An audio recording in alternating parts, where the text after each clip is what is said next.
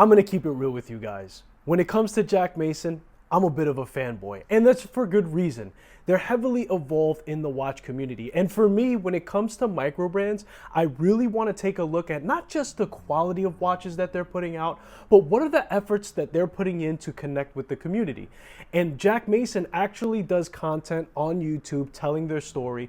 They're involved in watch shows, and they also take the time to connect to watch communities like Watch Crunch, where they actually did a collaboration with the watch just for the community to enjoy, which, to be honest with you, gets major points with me. Now, call it perfect timing, but I reached out to Peter to see if they were cooking up anything new. They actually are revisiting a watch that they originally released 10 years ago, celebrating that 10-year anniversary. And he was more than happy to send me out a loaner watch for me to take a look and do a deep dive review. Now, I am a super fan of Jack Mason, and I'm only human, but here's the deal. I would be doing Jack Mason a disservice if I wasn't being honest about what improvements that I could find. I'm not really expecting to see a lot of flaws within the watch, to be honest with you, because they have 10 years of experience at this point. But that being said, let's do a deep dive into this watch and see what we come up with.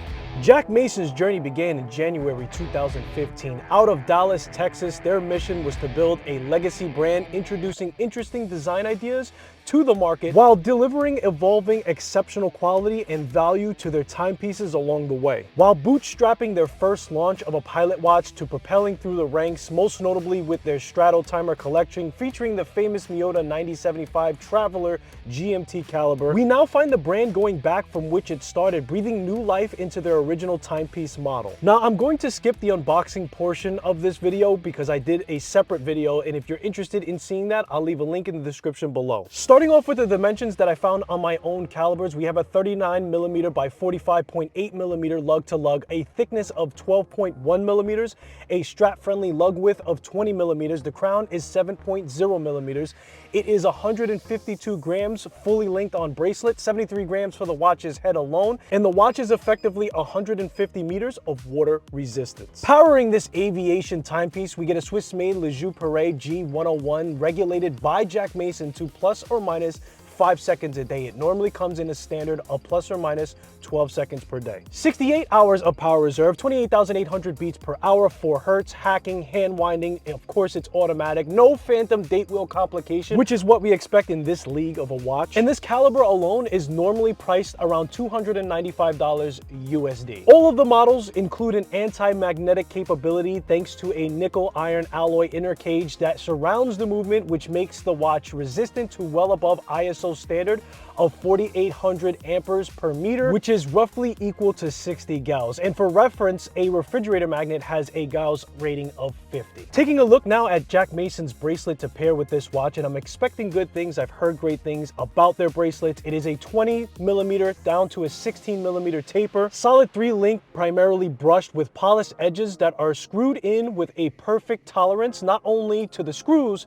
but in between the links themselves. The links are tight but articulate around the wrist effortlessly. A solid female end link with quick release. Push deployment clasp, milled and engraved with Be Your Best on the clasp scissored portion. The clasp is slim, long, and curved nicely to conform around the bottom of your wrist, primarily brushed with polished edges to match the links. Engraved with a Jack Mason, and with the hardened coating added, we can expect additional resilience to the high contact points to surfaces. It takes up about the full length of the bottom portion of my wrist. I personally love this, and I think it gives a good balance to the 39mm case that it secures. Within the clasp, we get an on-the-fly sliding extension that has loads of room for adjustment. It isn't gritty at all. I have had a lot of affordable bracelets that feature the same function, but tend to have a grinding feel to metal on metal when I slide the adjustment, and we're not getting that here. In addition, the Jack Mason clasps adjust to about 3 links worth of adjustment. Crazy. Overall, the bracelet that Jack Mason produced looks and feels luxurious on wrist, and I found it to be extremely comfortable. On the case back, we get primarily circular brushing that extends itself to the back of the lugs with a bead blasted for its center backdrop and has been polished raised engravings of text. This combination ties together with what we will see in the crown and the applied logo later on. Now, this is a screw-in case back with 4 screws attached to the bottom ends of the lugs, likely chosen by Jack Mason to keep the upright orientation orientation for legibility. The brand name is engraved in the center with small specification engravings around it. And I also took notice of the case back edging being a mirror polish to complement the portion of the bezel also finished in this way. These guys are seriously not playing around when it comes down to the finer details of designing already. For keyless work function, a screw down crown, super clean coin edge knurling finishing. On the head of the crown, it's sandblasted polished combination signed with the Lone Star with fine circular design makes for a cool design around it. I would also like to add that screwing down the crown has been the most satisfying experience I have ever had with a screw down crown. It's buttery smooth and I feel no grittiness to it. We're seeing a common theme here. Taking a look now at the case, I want to add that there has been an added benefit of the case and bracelet having a hardness coating up to 1200 Vickers, which has now become the standard for all Jack Mason watches. Horizontal brushing outlined in a polished bevel edge down to the side of the case leading into the lugs. Circular brushing on the top of the lug, slightly downward curve to them. Moving north now to the bezel, and the bezel is fire. It's like a polishing sandwich. It combos a brushed finish against the crystal with a polishing in the center, and a sloped brushed portion attaches just above the case itself. A flat sapphire crystal sits just gently above the bezel with AR coating, and it must have been applied handsomely because I don't have any issues with reflections in a high lit environment. And at just the right angle, you can get a little bit of a blue hue coming from it. Sitting just below that crystal, we get brushed stainless steel oversized pilot style hour and minute hand, and they are white filled with Lume. The minute and white second hand extend themselves to the end of the minute track, and the second hand sports the Jack Mason signature move of the red, white, and blue on its counterbalance. Now the second hand is absent of any Lume, and this might bother a few people, but let's be honest, with the movement having a 68-hour power reserve, chances are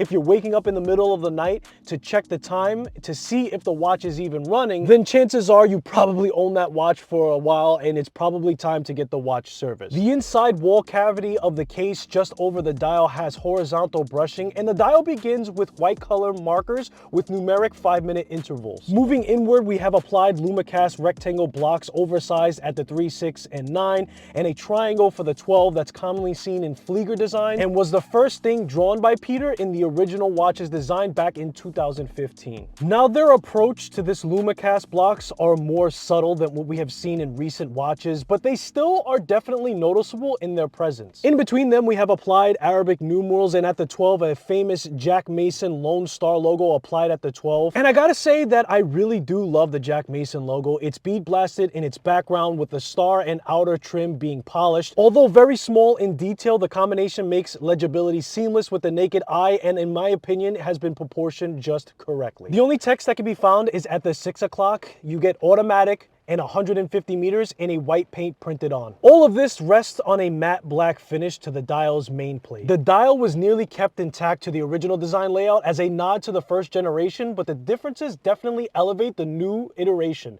Literally. Conventionally, pilot watches feature completely flat painted markers throughout, and I personally feel that this is less interesting that way, and in my mind, this is associated more of a vintage type of feel. Although I do understand that tool watches fare better having painted on markings, having no risk of becoming detached through vibrations like applied indexes. But in the end, I trust in quality watch manufacturing and lean more to a modern approach to a design. Overall, this interior design feels busy, but not crowded and well balanced. Now for the Lume, as mentioned before, the dial on the new Pursuit Pilot now features a highly legible Lumecast markings that glow much brighter and last much longer than your standard pad printed Lume. It's an all-new technology by Superluminova on the dial called X2 grade Lume.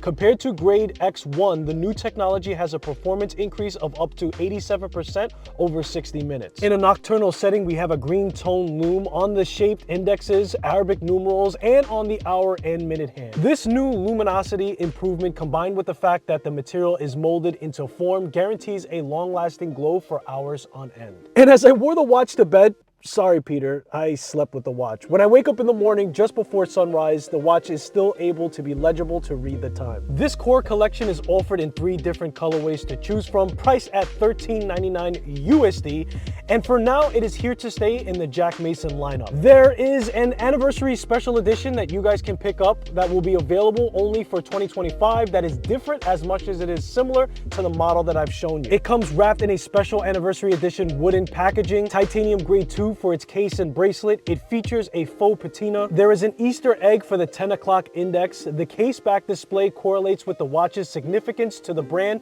so if you're a Jack Mason fan, that might be a better choice for your collection. Now, I purposely didn't talk about that watch in depth because I don't have that watch in hand. However, I'll leave a link in the description to some of my favorite watch reviewers that covered it in depth already. Now, I really couldn't find any serious objective improvements for the watch. The damn thing is just built so well. Maybe there's something that you guys have spotted that I missed. If you did, please put it in the comments below. I'd love to hear from you, and I'm sure Jack Mason would love to hear your comments about the watch in general. I appreciate you guys for spending your most valuable asset, which is time, and I hopefully will see you in the next one.